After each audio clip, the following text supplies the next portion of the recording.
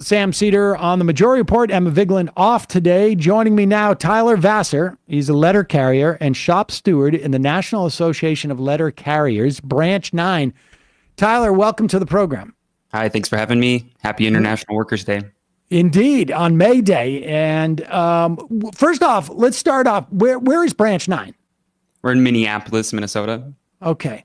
And give us you wrote a piece in Labor Notes, and you're talking about a trying to build momentum for open bargaining in the letter carriers.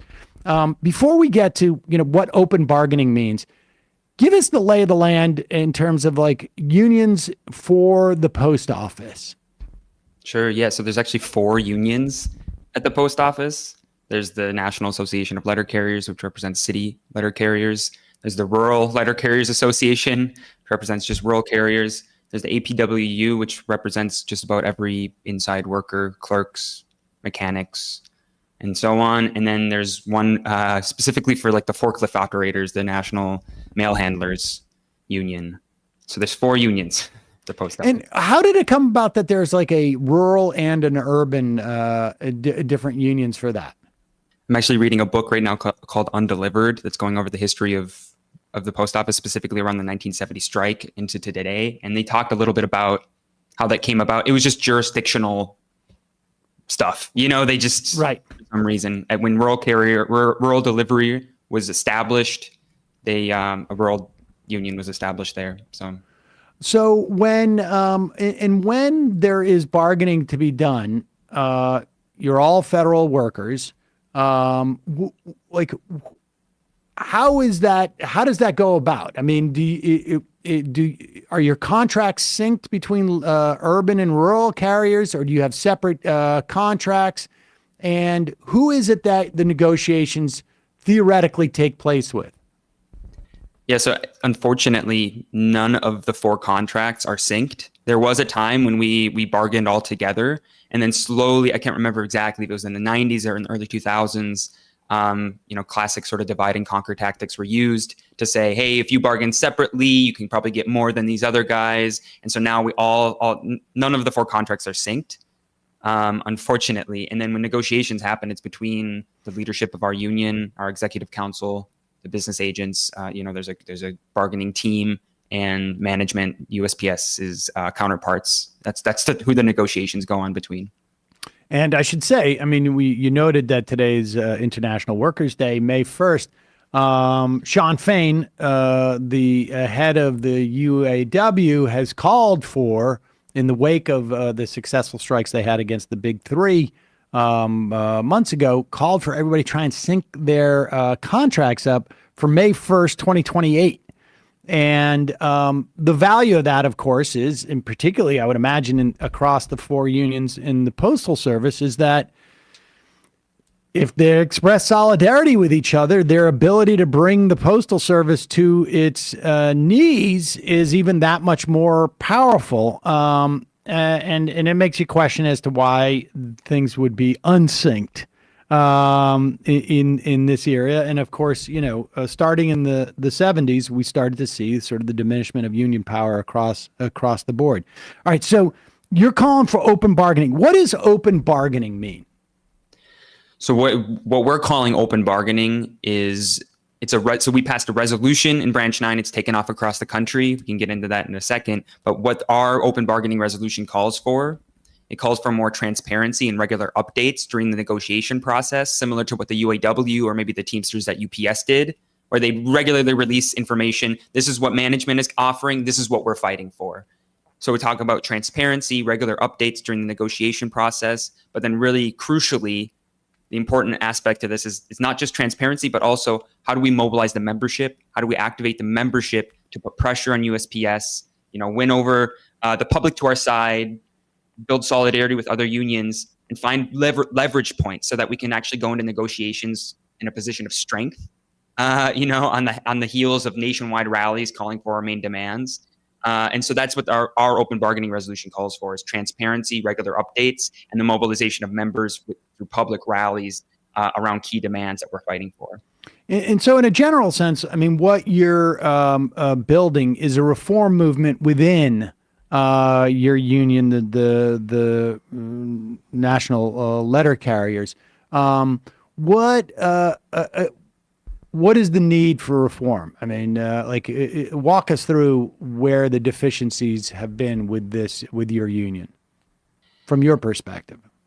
So, I mean, where to even begin? I mean, the biggest thing, I think what a lot of NALC members are starting to see and their eyes are opening is that while they're seeing other unions, especially over the course of the last few years, and in particular 2023, they saw other unions mobilize their members, conduct public contract campaigns, strike action, and even a whole lot short of strike action that strengthen their unions, strengthen their positions, and that they're fighting for, and they fought and won contracts that had record wage gains compared to the previous contract cycles, previous decades. And so I think, especially over the last year, workers and NALC members have seen other unions fight and win, and they're looking around going, we're not even getting updates. And when we do get updates, it's about the process. It's not about what are we fighting for? How can we activate the membership around what we're fighting for? How can we actually win that? I think I think inflation has played a really, really key role in, radicalizing workers. I think there's workers, because of inflation, because they're seeing other unions fight and win, there's heightened expectations.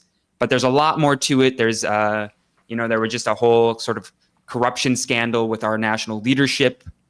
Section of the executive council brought charges against the president. They were very credible charges. We all read the report, and all of them were dropped except for one, sort of slap on the wrist.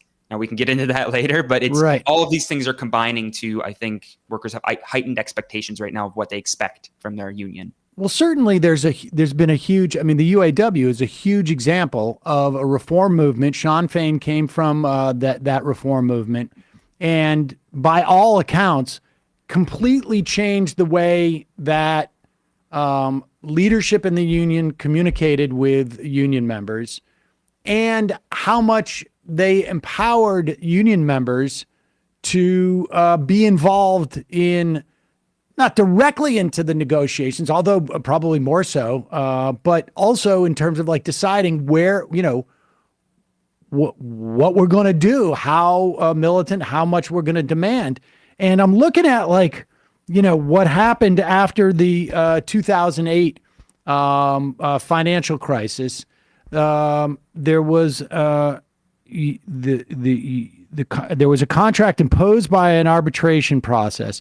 And again, this also, I should say, in 2008 was 2 years after the Postal Service, under a Republican Congress, was forced to pre-fund its retirement and medical insurance accounts by 75 years in advance, which no entity, private, public, maybe in the world, has ever been obligated to do. But it was a way for Republicans to sort of force privatization. And all of a sudden there was this massive operating deficit that the post office was working on. Post office traditionally gets no money from the U.S. government. It is self-funding. So tell us what came out of that contract, because it's astonishing how backwards we went in terms of providing compensation for postal workers. Yeah, so in that contract, the contract immediately following the financial crisis, we saw it not just in the letter carriers, but we saw unions across the country take concessionary contracts. That was a big part of the push for a fight back in the UAW, is they said, we gave you all these concessions, and now there's record profits. Where are those profits coming from? They're coming from our labor. We need, X, Y, and Z. Same thing happened at the post office. In particular, I'm familiar with the NALC contract.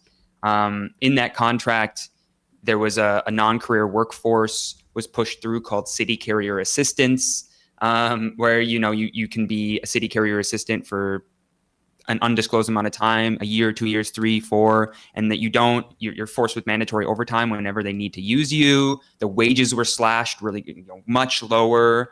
A two-tier system was established where technically they say, it's technically not a two-tier system. You end on the same top pay, but it takes, I can't remember the exact numbers. I think it's 8 years. No, 14 years. 14 years to reach it. And we used to be regularly 8 years to reach top pay. I started in 2018 at $16.76 an hour, and I have coworkers who started in the early 2000s making $20 an hour. In 2003, 2004, and just to show you how much wages and working conditions have deteriorated at the post office, and how they used the pre-funding mandate, that retiree benefits thing that the Republicans pushed through, how they used the pre-funding mandate and the financial crisis in broader society. They used that to attack wages, attack working conditions. And I think we're dealing with that now. And I think workers, because of their heightened expectations, are saying, okay, well, we're not going to accept that anymore. We need to fight for more. And but leadership seems to be unreachable on some level. That's right. Yeah. That's what we're trying to change. So there seems to be like two aspects to this. One is pushing specifically for more open bargaining, but also this is it appears it's gonna require a reform of the union, either in terms of its attitude or its leadership or both. And so how are you going about that? Yeah, so I think, to me, this open bargaining resolution, so we passed it in Branch 9 in Minneapolis back in November. And then we thought, okay, let's see if we can get some traction on this. It only takes one branch passing a resolution, it goes to the convention. You don't need a dozen branches to do it, but you can get other branches, and we call our locals branches. It's for clarification. It's an old union. If we wanted to have built-in support, we wanted to get as many branches discussing these ideas, passing the resolution as possible, signing down. And so we've gotten 25 NALC branches and one state association so far that have passed this resolution. So when is the convention? Convention's in August in Boston. And so the point I was trying to get to was the open bargaining resolution. We put the call out there. Okay, it's one thing to put it out there. Let's actually try to get organized. Let's organize Zoom meetings. And so we've been organizing monthly nationwide organizing meetings on Zoom starting in January. And we've done one roughly once a month until then around the open bargaining resolution. Hey, do you want to fight to build a fighting NALC? Pass the open bargaining, come to these meetings, discuss these ideas, pass the open bargaining resolution. Through that process, we've found that there are hundreds, and in reality, thousands, although we've made contact with hundreds and hundreds of NALC members who don't want to just fight for open bargaining. They want to fight to transform our union. They're looking around and seeing, there was it was kind of a joke that an NALC member said at the last meeting. She said, and she's in the Detroit area. She jokingly said, yeah, we always joke at our station, we need a Sean. And I said, what do you mean by that? She said, Sean Fain, Sean O'Brien, just kind of, people are seeing that there are other leaders, and we can discuss all day long critiques of this or that approach that these leaders have taken. But the point is, we're in a new era for the labor movement, and we're seeing leaders, step into that role and actually take up the fight. We're seeing members want to get more involved. And so through open bargaining and through trying to build the movement to get the open bargaining resolution passed in as many branches as possible, it's actually become clear to us that what we likely need is to build an actual reform caucus, a reform movement in the union. Now that's a term that I think is becoming more and more popular this year. I just was at the Labor Notes conference a few weeks ago, and that was, it's incredible to see. It's not just happening in the letter carriers. It's not just happening in the UAW. It's happening around the country. And so that, I think, is what the next step that the people that I work with most closely in the Build a Fighting NALC movement, how do we take this and actually build, there's a real potential there, but we got to be smart about how we launch something and make sure we have a solid program, bring along as many members as possible in that process. Okay, so if I'm working at a branch in Worcester, Mass, or I'm in, I'm trying to think of other cities outside of Worcester. I can't think of any other cities in the country. But how do I get in touch with you if I want to just listen in on one of these Zoom meetings, find out about both the open bargaining resolution for the convention in August, but also maybe the next steps in developing a reform caucus? How do I do that? So I've been pretty open about just sharing my email with people. So far, it's worked out. We hasn't gotten too crazy. I might get a second email if I were you. But if you want to do that, or people can also, I would imagine, hit you up on Twitter, maybe, or. I'm not on Twitter, unfortunately, for my own. No, all right, then give your email out, buddy. No, but the biggest thing is attend these our next upcoming meetings on June 2nd. And there's a number of mail carrier specific podcasts that are very widely listened to, that I've been able to go on for interviews. It's the reason I got this microphone and get the word out. And they've been really good about sharing that information on this. There's 24 mail carrier Facebook groups and Reddit and on Discord, and getting the information out that way. And so, I mean, I'd be happy to share that registration link with you all here at Majority Report. We'll take that and we will post it in both when we clip this and in the main show description, both the podcast and the YouTube and on the website. Lastly, let me ask you one more question. I'm just getting one from an IMer entitled "The Worst Mailman."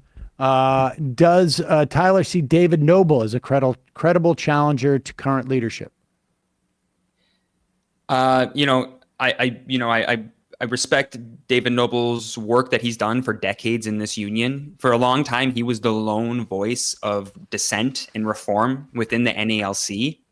And I think now we're starting to actually see that there's a broader movement and a broader sort of membership that wants to get involved. And so I think for the next election, there is actually a pretty credible slate that's being put together from, national and local leadership from around the country. They're calling themselves the Concerned Letter Carriers, CLC, and they're putting together a reform slate to challenge the current administration in 2026. And for me, that is the most serious challenge that we will see against this administration, against this sort of entrenched bureaucracy that exists at the top in NALC. And so for me, I would say the CLC is where I would put my support. And I think that's the most credible option that we have to build a fighting NALC, actually take leadership and put forward a fight, mobilize the members, and actually, win serious gains for the members of the NALC.